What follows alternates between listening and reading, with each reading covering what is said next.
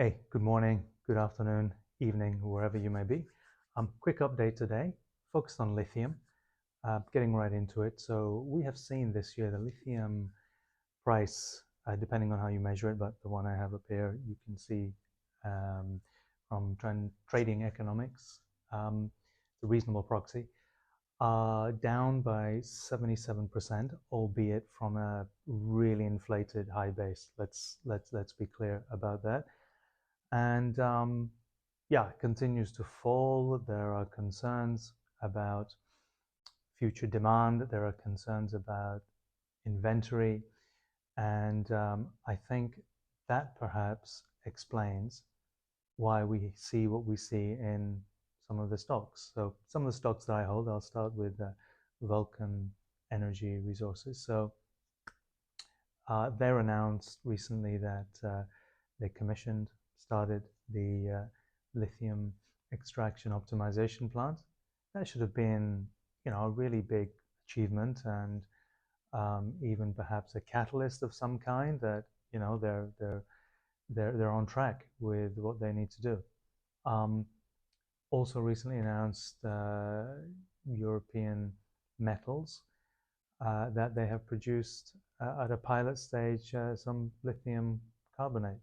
So in accordance with their flow sheet. Um, Once again, I would have said that's a cause for celebration, but we don't see it really being reflected. And then we come to Latin Resources, or sometimes known Sigma 2.0. They found yet a third area of spodumene, and they're looking to tests, etc., and see how they can continue to expand the overall deposit they have in there. Once again, that would be catalyst good news, but I think the underlying theme is you have this really weak spot price, which is measured according to the Chinese market, clearly the main global market, but still it's regionally focused on the Chinese market. But that is what seems to be driving short-term movements there. I flash up again. So you've got that downward trend in the lithium price, and as I mentioned, there are concerns about inventories. There are concerns about the strength of growth in demand, pace of growth, particularly in the US. There are concerns about continued commitments to the transition, and there are concerns about affordability, right? So in particular, the bank rates, the interest rates are high, and that's impeding affordability and large purchases. So you have these multiple reasons. Nevertheless, let's just once again, look at the long-term projections. Got them here for you. Again, this is showing you that just one of the projections that we're really expecting EV demand to continue to grow. Although now some pundits are sort of saying that the supply-demand gap or even a potential deficit situation will not occur until 2028. And previously we've discussed, and I mentioned Benchmark International, their expectations of that kind of supply-demand deficit occurring. It was expected a lot sooner. I don't know what their latest update is, but as I mentioned, some undocumented pundits are now looking to push it out to 2028. Nevertheless, what I would like to show is the next chart, which is the crude oil price, and over a 5-year period. And you can see and it's really just a 5-year period, small period in my view, but you can see the gyrations and fluctuations.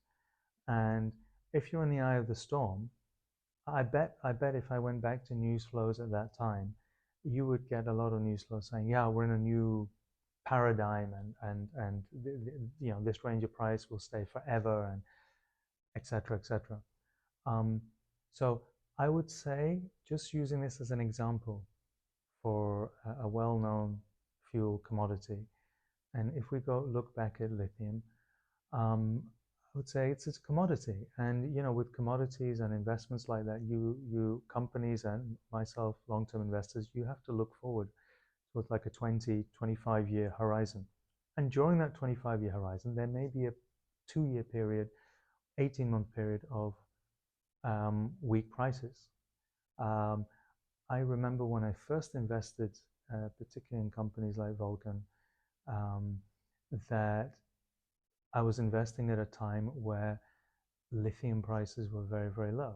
And there was a run, come back again. They have not gone back anywhere near what they used to be, right, 3 years ago.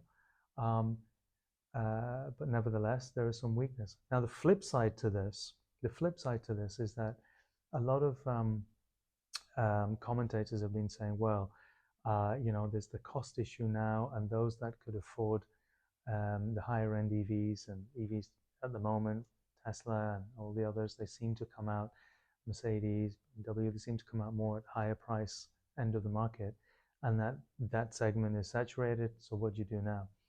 Well, obviously you have to develop more affordable batteries, more affordable cars to hit that mid segment, and those are being developed. Previously mentioned, I think BYD is going to hit the market with a storm on that. Tesla will also bring its new models.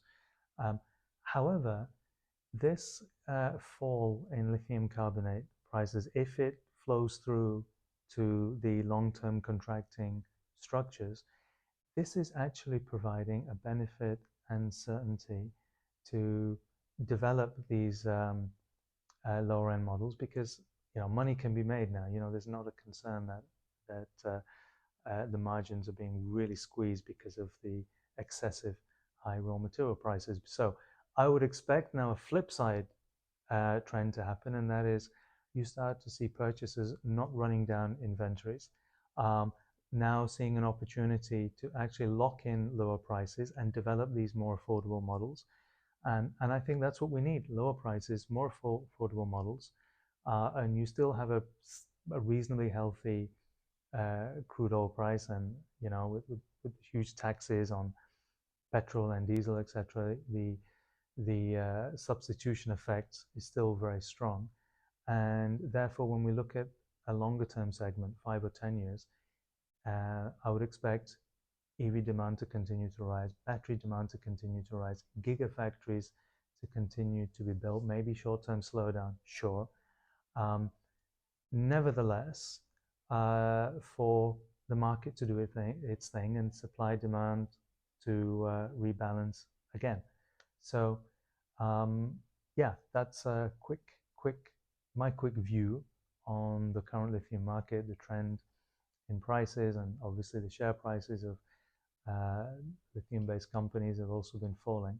But it's a commodity market, and you have to look at the long-term trends driven by the energy transition, driven by electric vehicles, driven by battery technology, which, regardless of whether it's solid state or chemical lithium, or even if there are other technologies or chemistries like sodium, they will serve different segments of the market.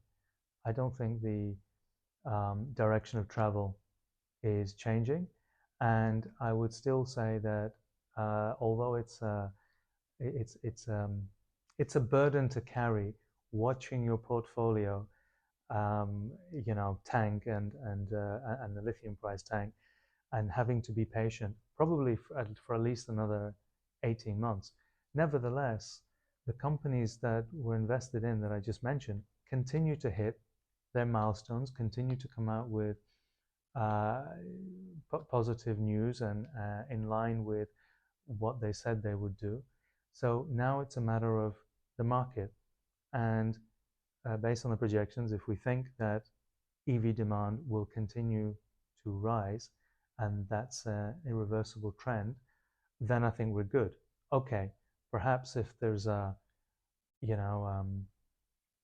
fly in the ointment, canary in a coal mine, whatever you want to call it, let's say a Trump re-election in the United States and they take away all those um, benefits and subsidies for EVs. Okay, that could happen. Nevertheless, um, if you're in the business now and you're expecting that to happen, fine. Go and develop with your R&D and innovation. Develop those lower cost models, lock in those lower lithium prices, and make sure that your cars, the mid-range cars, outcompete ICE, internal combustion engine cars anyway. That is what the industry has to do anyway. And I expect that's what they're all thinking about. So um, have a great weekend. That's just my quick update on lithium, Vulcan, European metals, Latin resources. More updates to come, but yeah, we're in a tough period, but it's important to still see the longer term picture and the wood for the trees. Thanks for watching. Yeah, love to your families. Have a great weekend. Cheers.